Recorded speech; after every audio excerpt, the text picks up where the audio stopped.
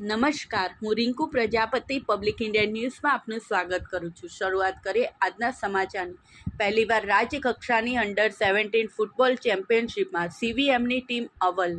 વિદ્યાનગર સ્થિત સીવીએમ યુનિવર્સિટીની CVM football club અંડર-17 ટીમ ચરોતર વિસ્તારમાંથી પહેલીવાર ગુજરાત રાજ્ય ફૂટબોલ એસોસિએશન ચેમ્પિયનશિપ જીતી છે।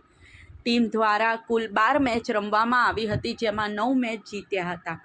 સીવીએમ ફૂટબોલ ક્લબ અંડર-17 ટીમે ચરોતરમાંથી પહેલીવાર ગુજરાત રાજ્ય ફૂટબોલ એસોસિએશન ચેમ્પિયનશિપ જીતી છે, ત્યારે સીવીએમ અંડર-17 ટીમે Gujarat state football association club ચેમ્પિયનશિપમાં રાજ્ય ચેમ્પિયન બનવાનો ખિતાબ જીતી લીધો છે।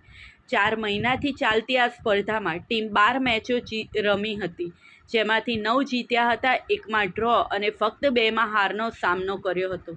ટીમના કોચ કેન્ડિડ મેરિંગ અને ટેકનિકલ ડિરેક્ટર ગોપાલ કાગના માર્ગદર્શન હેઠળ ટીમે તૈયારી કરી હતી।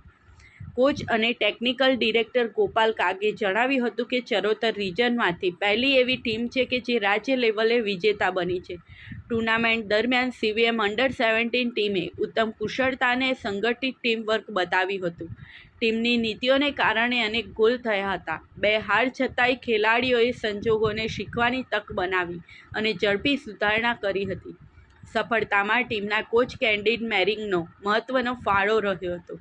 કોચની વ્યૂહાત્મક દિશામાંથી ખેલાડીઓ સતત શીખ્યા અને ગોપાલ કાગના ટેકનિકલ માર્ગદર્શનથી ટીમે નવી ઊંચાઈઓ પર પહોંચી હતી।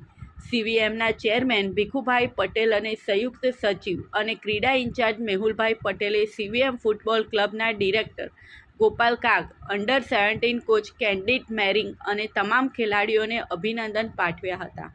આ સાથે આજના સમાચારને અહીં સમાપ્ત કરીએ છીએ।